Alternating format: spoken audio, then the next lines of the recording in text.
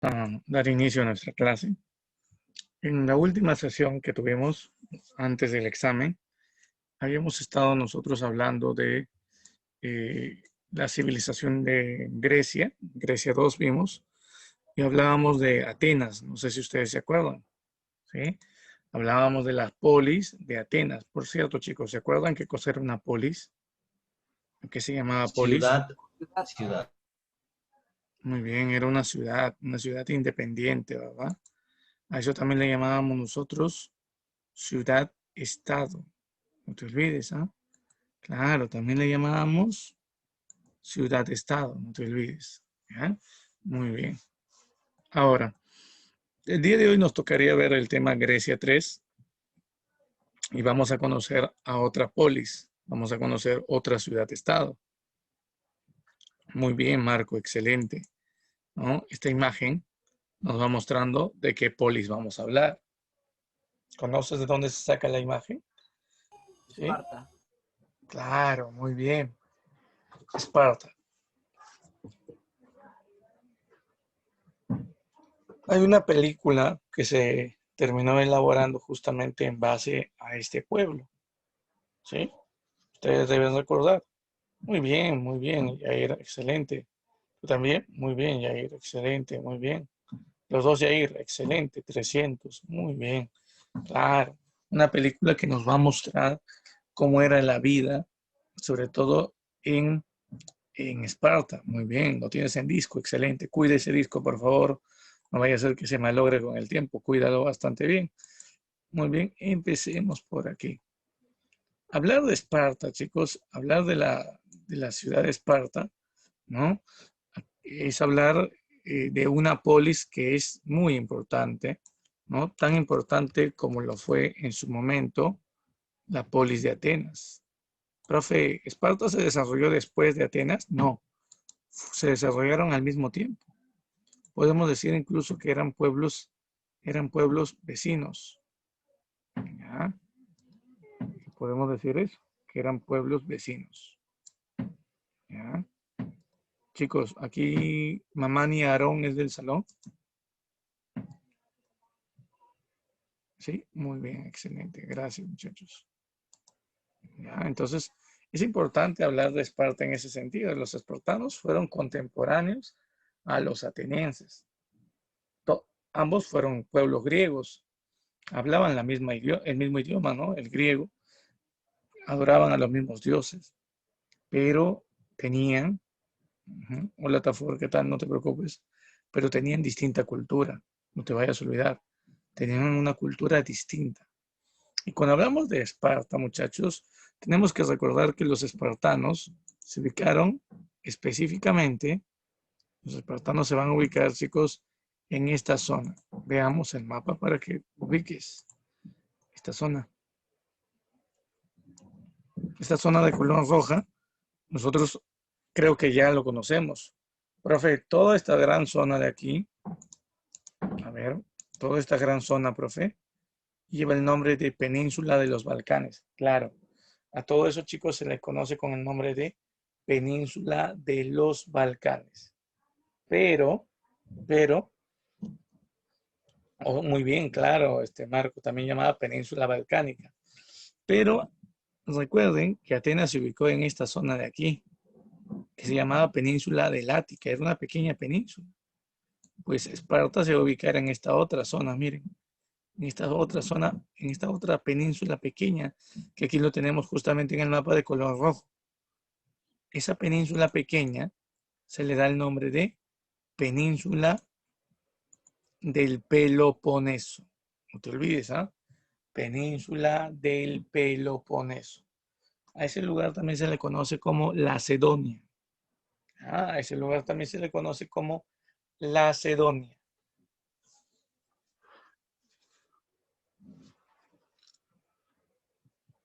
Y si por ahí tenemos que recordar algo, es de repente este monte. Miren este monte, chicos. Este monte es el monte Taigeto. El Taigeto es el monte más alto de toda la ciudad de Esparta. Pero fue un monte alto, ¿sí? Los espartanos, chicos, tenían una costumbre. Cuando nacía una persona en Esparta, si nacía varón, hacían una fiesta. Celebraban, hacían una fiesta. Profe, ¿por qué? Porque ese varón en el futuro se convertiría en un soldado más, en un miembro del ejército espartano. Recuerden que la educación en Esparta fue totalmente militar. Profe, si nacía mujer, bueno, si nacía mujer, no hacían una celebración, pero tenían la esperanza de que esta mujer descienda en algunos varones más para la ciudad de Esparta.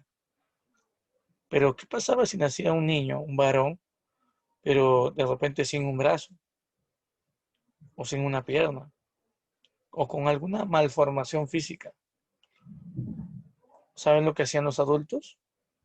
Lo llevaban al monte más alto, a este monte, el Teijeto, y desde ahí lo soltaban al abismo. Profe, ¿mataban al niño? Sí. Profe, ¿por qué hacían eso? Porque para los espartanos, una persona que nacía con algunas complicaciones físicas no iba a servirles para formar parte del ejército.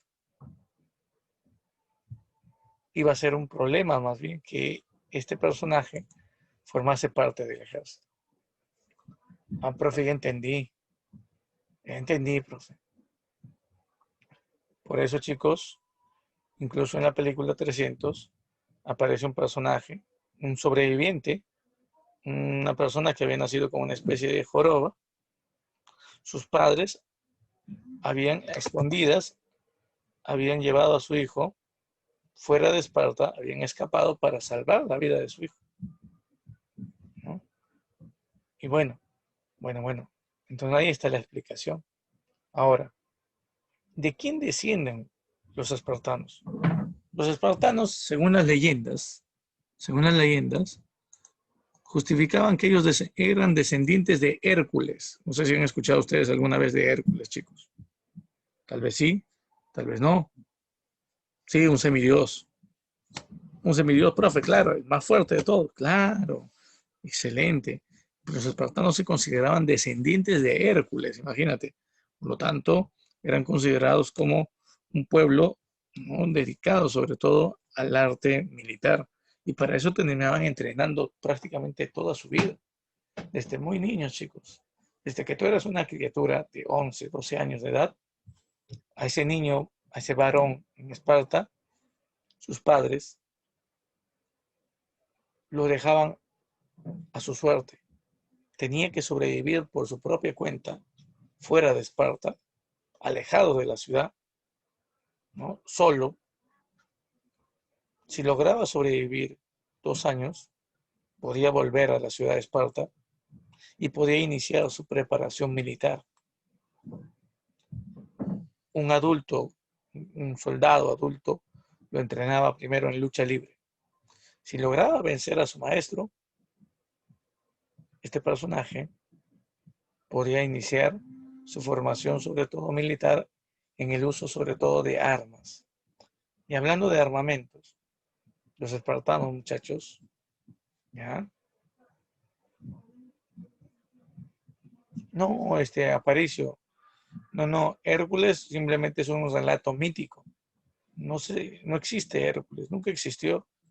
Es parte de la mitología. Los espartanos se hacían llamar descendientes de Hércules. ¿Por qué? Porque los espartanos descendían de este pueblo, los dorios. Y los dorios tenían mitos de que este pueblo había sido fundado por uno de los descendientes directos de Hércules. No por eso, pero Hércules nunca existió. Simplemente es mito, es un relato mítico. ¿Ya? Muy bien. Ahora, ¿qué más les estaba diciendo? Les estaba diciendo que este niño tenía que sobrevivir 2 años fuera de Esparta. Si volvía, después de los 2 años, iniciaba su formación militar. Primero tenía que enfrentar a un espartano adulto, a un maestro, y cuando lograse vencer en lucha a este personaje, él le enseñaría a utilizar las armas a este personaje. Y hablando de armas, una de las armas importantes que un espartano debería manejar es el oplón. Profe, ¿qué cosa es el oplón? El oplón es un escudo que pesa aproximadamente 25 kilos. Imagínate, un oplón. Después de eso, tenía que utilizar la lanza, que era la primera arma de ataque, y después la espada, que era el arma especial de lucha de un espartano. Profe, una pregunta. ¿Y a qué actividades económicas se dedicaban los espartanos? Ajá. En la ciudad de Esparta se desarrolló en base sobre todo a la actividad agrícola. La agricultura fue la actividad más importante para ellos. Profe, ¿y dónde desarrollaron la agricultura? Para buena suerte, en la península del Peloponeso existía un río llamado Eurotas. Los espartanos desarrollaron la agricultura en el valle del río Eurotas. Se van a desarrollar ahí, no te olvides. Van a sobre todo dedicarse al cultivo del trigo. Y ahora tenemos que conocer quiénes conformaban la sociedad espartana, cuántos grupos sociales había. Veamos, aquí tenemos la pirámide. Ah, profe, entonces habían tres grupos sociales. Claro que sí. El primer grupo es el que nosotros llamamos espartanos, aunque también se le da otro nombre. A los espartanos también se les llamaba espartiatas, o también llamados homioios, homiois. Profe, ¿ese es el nombre? Sí. Espartiatas o también llamados homiois. Profe, ¿quiénes eran ellos? Ellos eran considerados descendientes de los fundadores. Recuerden que quienes fundaron Esparta fueron los dorios. Entonces ellos eran considerados descendientes de dorios. Además de esto, estos personajes, ¿sí? Estos personajes, chicos, eran considerados ciudadanos en Esparta. Profe, si usted dice que son ciudadanos, ¿eso significa que ellos tenían derechos? Claro, ellos tenían todos los derechos. ¿Ah? Tenían, por ejemplo, el derecho a elegir a sus autoridades mediante el sufragio o el voto, pero únicamente podían acceder a este derecho al voto los eupátridas o espartanos a la edad de los 30 años. Y recuerden que los varones, absolutamente todos los varones de Esparta, deberían integrar en algún momento de su vida el ejército. Hay que tener en cuenta eso. Pero cuidado, el ejército de Esparta también aceptaba la participación de extranjeros. Extranjeros, profe, sí. Y cuando hablamos de extranjeros, muchachos, cuando hablamos de extranjeros, tenemos que hablar, no, los metecos, esos son extranjeros, pero en Atenas, Villalobos. Aquí, a los extranjeros, ¿sí? Dedicados sobre todo, por ejemplo, ¿no? A, dedicados sobre todo, por ejemplo, chicos, a pagar impuestos, ¿no? Eran hombres libres, se dedicaban, por ejemplo, a desarrollar artesanías, se les daba el nombre de periecos. Muchos de ustedes dirán, no se preguntarán tal vez, ¿no? Profe, una pregunta, ¿y por qué eran llamados periecos? Ajá. Es fácil, chicos. Se les daba el nombre de periecos porque ellos habitaban fuera de Esparta, en la periferia, de ahí viene justamente el nombre periecos, de periferia. De repente ustedes en algún momento han escuchado el término perímetro, por ejemplo, es alrededor. Ellos tenían que vivir alrededor de la ciudad de Esparta. Vivían en las montañas, ya que Esparta estaba rodeada por una gran cantidad de montañas. Ya, repito, no son esclavos, son hombres libres. ¿Pagan impuestos al Estado espartano? Claro que sí. Algunos de ellos se dedican, por ejemplo, al comercio. Y la mayoría de ellos son artesanos, ceramistas, textileros, trabajan los metales, algunos fabrican también armas. Ese es el trabajo que tienen los periecos. Y los esclavos, cuidado, los esclavos en Esparta se le da el nombre de hilotas. Ya, no te vayas a confundir, por favor.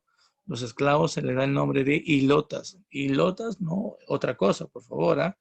Hilotas. Por fin, ¿quiénes conformaban el sector de los esclavos?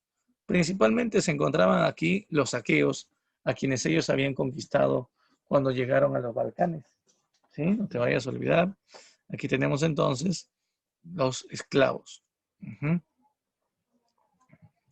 Dice por aquí, profe, ¿los periódicos podrían ser atenienses? Sí, claro que sí. Podrían ser atenienses que decidan vivir, abandonar Atenas y puedan vivir en algún momento alrededor de Esparta. Claro que sí.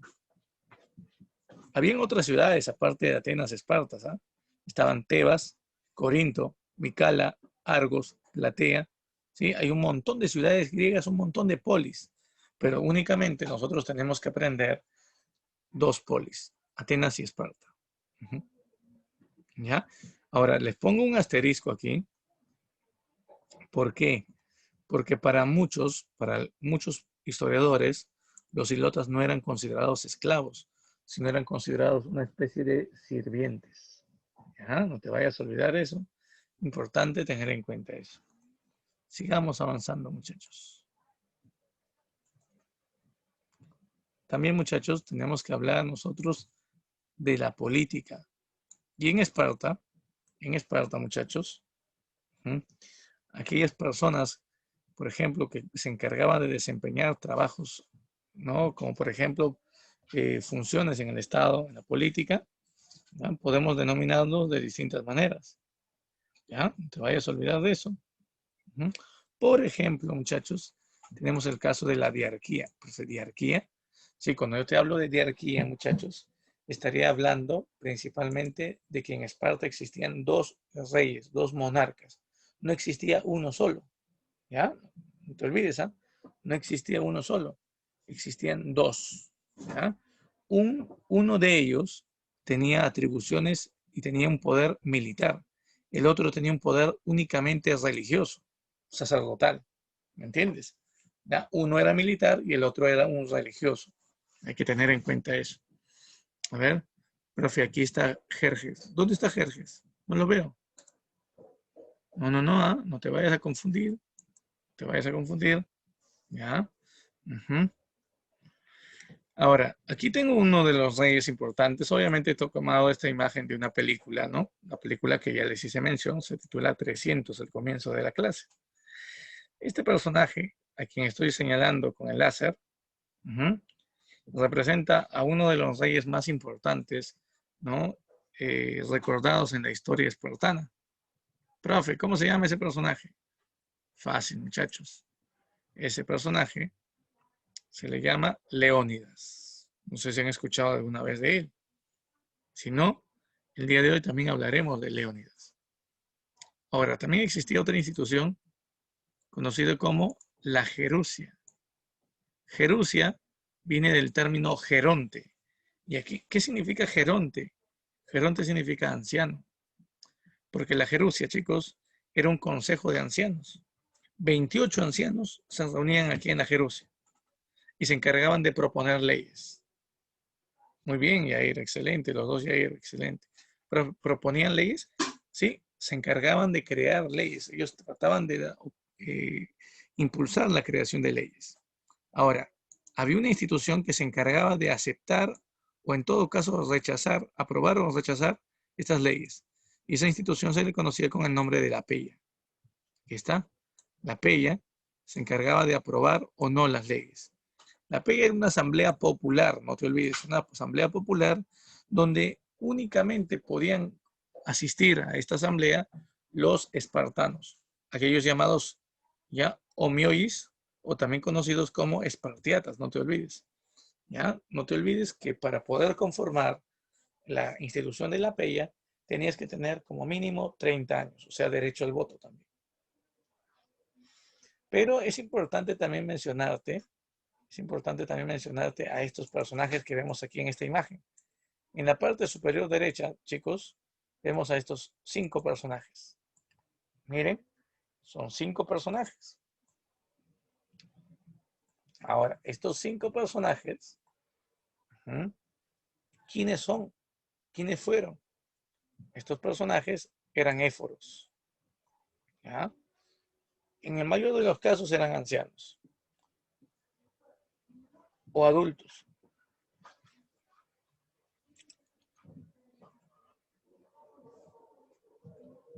Los éforos tenían tareas muy importantes, como por ejemplo fiscalizar y supervisar a los reyes. Ellos se encargaban de vigilar el buen trabajo que realizaban los reyes en Esparta.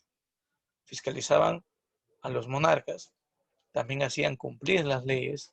Ellos representaban también al poder ejecutivo, hay que decirlo. Eran 5, no te olvides. ¿Por qué? Porque existía la creencia de que mientras mayor sea el número de personas que ejercen el control del Estado, mejor sería gobernado el Estado espartano. Ahora, obviamente, si nos preguntan qué tipo de gobierno tuvo Esparta, aquí nosotros no vamos a marcar democracia. En Atenas surgió la democracia, en Esparta no. Hay un personaje llamado Licurgo, chicos, que es considerado como el rey legendario, el primer rey de Esparta. No hay textos o documentos que demuestren que este personaje haya existido, pero la mayoría de relatos, muchachos, lo van a considerar a él como un rey legendario. Y este personaje es importante porque terminó estableciendo una forma de gobierno para Esparta. Profe, ¿qué tipo de gobierno? Licurgo estableció esta forma de gobierno, miren, la aristocracia militar. Ahora, quiero que respondas qué significa aristocracia. En una aristocracia, ¿quién gobierna?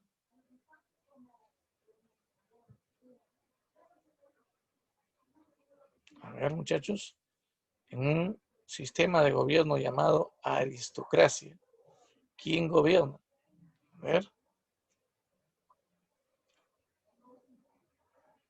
A ver, por ahí me dicen militares, ya. A ver, ¿qué dicen los demás?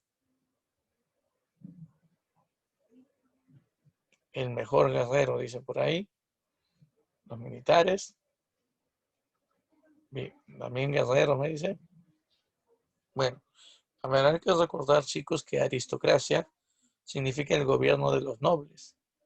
Es la nobleza quien va a gobernar. Profe, entonces gobiernan únicamente los espartanos, o llamados también eupátridas, ¿sí?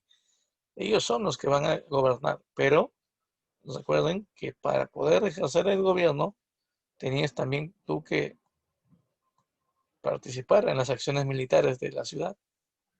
Entonces, eran nobles militares los que terminaban gobernando esto. Un esclavo o un hilota no podía hacerlo. Un extranjero, un hombre libre, un artesano, como un perieco, tampoco podía hacerlo. Únicamente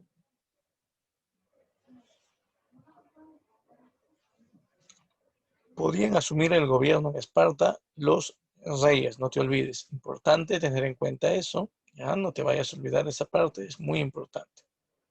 Uh-huh. Y bueno, tenemos también aquí, chicos, algunas imágenes que nos muestran lo que ya les había dicho, ¿no? El tipo de educación que se desarrollaba en el caso de Esparta. Veamos aquí. Miren esta imagen, representa luchas. Claro, ellos eran un pueblo militar. Este es el casco que usaban, miren.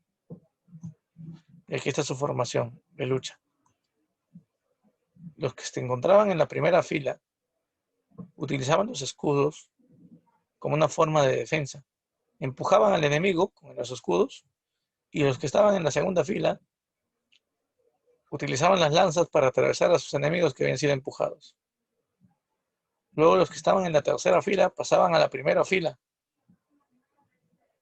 mientras que los que se encontraban en la primera fila pasaban a la segunda y los que estaban en la segunda retrocedían para estar ubicados en la tercera fila. Y así, muchachos, así iban rotándose. Todos tenían que luchar de forma sincronizada. Si alguno no luchaba de forma sincronizada, pues el ejército podría perder. Entonces hay que tener en cuenta eso. Miren por aquí, tenemos otra imagen. Aquí está. Profe, ¿esta imagen qué representa? Esta imagen representa la gerucia, o sea, la asamblea de ancianos que se encargaban de proponer las leyes. Esta es la gerucia. ¿Ya? Ahora, el problema era con respecto a los hilotas. Los hilotas, o sea, aquellas personas eh, que habían pasado a ser convertidas en esclavos, Muchas veces por los conflictos que desarrollaba Esparta, los largos conflictos que terminaba desarrollando, obtenían varios prisioneros, varios esclavos. Y era un peligro, porque al haber muchos esclavos, existía el temor de que esos esclavos, por el número que tenían, como eran muchos, podían sublevarse contra el gobierno espartano. Así que, así que chicos, para evitar esas sublevaciones, esas rebeliones, ¿no? De esclavos, en Esparta se estableció una costumbre. ¿Qué costumbre? Las llamadas criptias. Esto también es importante tener en cuenta. Las llamadas criptias. Aquí están las criptias. Profe, una pregunta. ¿Y qué cosa eran las criptias? Era una práctica que consistía en reducir el número de esclavos, chicos. Profe, ¿me puede explicar un poquito más? Claro. Las criptias, chicos, eran un conjunto de acciones donde los espartanos lo que hacían era sobre todo seleccionar a los esclavos que tenían, o los ilotas, los dejaban en campo abierto y les daban unos minutos para que puedan escapar. Después de unos minutos, ¿no? Donde estos esclavos o prisioneros llamados ilotas tenían la oportunidad de huir, después de, por ejemplo, 10 minutos, los espartanos iban tras ellos, los buscaban para cazarlos, para matarlos. Profe, ¿lo hacían por diversión? No, eso lo hacían para evitar que el número de esclavos siga siendo mayoritario. Reducir el número de esclavos es el objetivo para así evitar sublevaciones, para evitar rebeliones. ¿Sí? Uh-huh.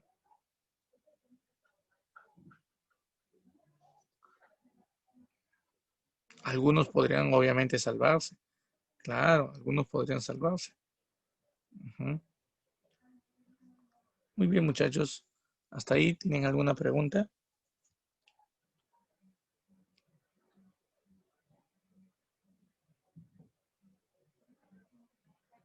Claro, algunos podían lograr escapar. Sí, claro, claro. Uh-huh.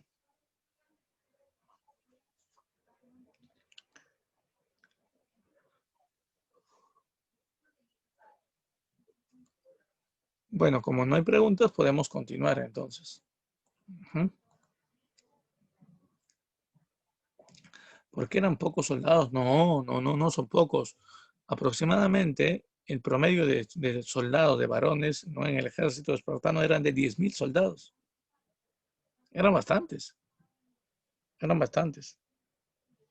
De repente tú lo estás diciendo por la película. En la película solo lucharon 300, solo un pequeño grupo.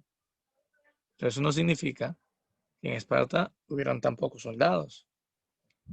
Porque si tú has visto la película Villalobos, en la parte final aparece todo un ejército de espartanos unidos a otros griegos y la cantidad era numéricamente superior.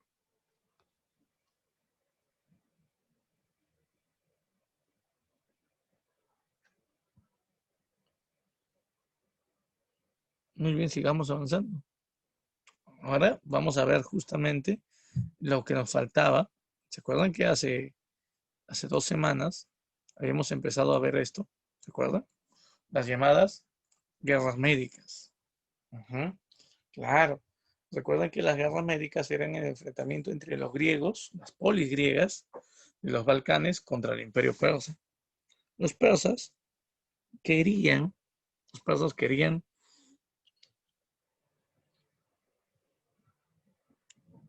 tomar el control de los Balcanes, querían apoderarse además del mar Egeo. Utilizaron como pretexto, recordarán ustedes, para poder iniciar su ataque contra Atenas, utilizaron como pretexto una rebelión, una colonia ateniense llamada Mileto, se sublevó contra una provincia persa y los persas utilizaron esa excusa para enfrentar a Atenas porque Atenas había apoyado a esa pequeña colonia a rebelarse. Pero muchachos, hay muchas más cosas detrás de todo esto. Pero como por ejemplo, ¿qué cosas? A ver, les explico.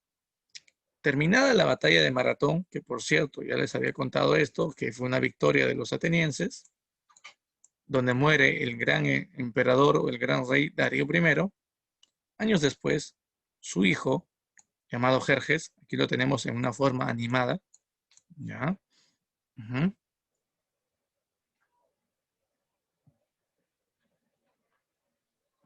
¿Ya?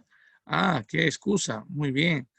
La excusa que utilizaron o el pretexto que utilizaron para enfrentar a los atenienses, ¿ah? A los atenienses, los persas, fue que como los persas habían conquistado esta ciudad llamada Mileto, Mileto era una ciudad que había sido fundada por atenienses. Los persas habían dominado Mileto, los habían tomado como prisioneros, pero Atenas ayudó a la población de Mileto a rebelarse contra el dominio persa.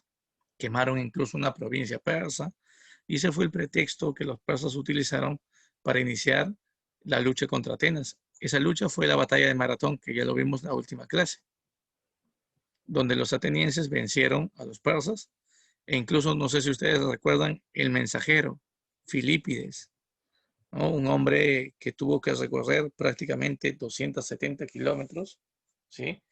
En 2 días, imagínense, llevando el mensaje.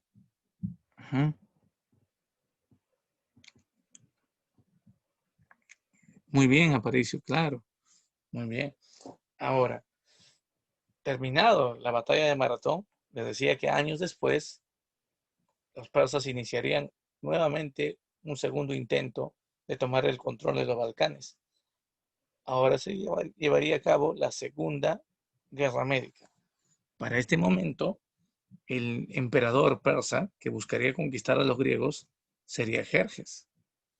Jerjes sabía muy bien, escúchenme bien chicos esto, Jerjes sabía muy bien que si los espartanos luchaban junto a los otros griegos, podrían perder.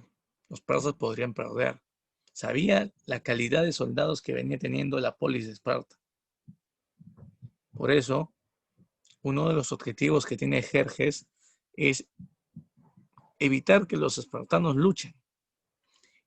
Y la única forma de evitar que los espartanos luchen era convenciendo a los éforos, chicos. Convenciendo a los éforos. ¿Se acuerdan cuántos eran los éforos? A ver, mencione. ¿Cuántas personas eran llamadas éforos? A ver si estaba atento. Muy bien, excelente, claro, muy bien.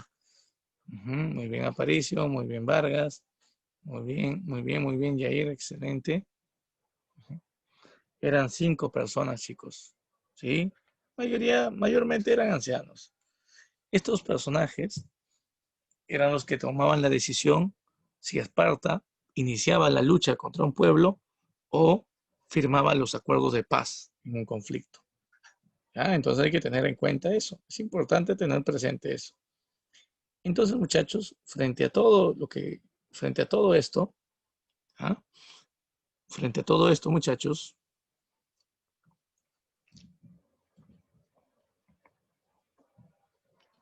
los persas decidirán tratar de convencer a los éforos de que luchar contra los persas era lo peor que podría pasar a Esparta. ¿Saben lo que hicieron los persas?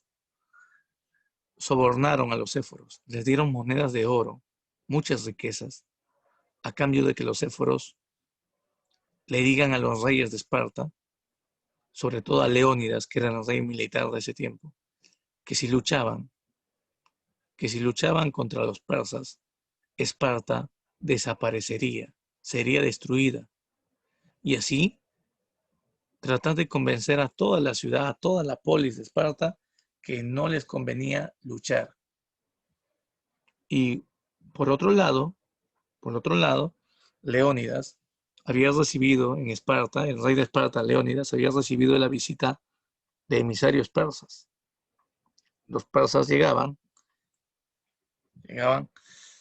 y solicitaban que Esparta termine entregando su territorio y el agua que tenían.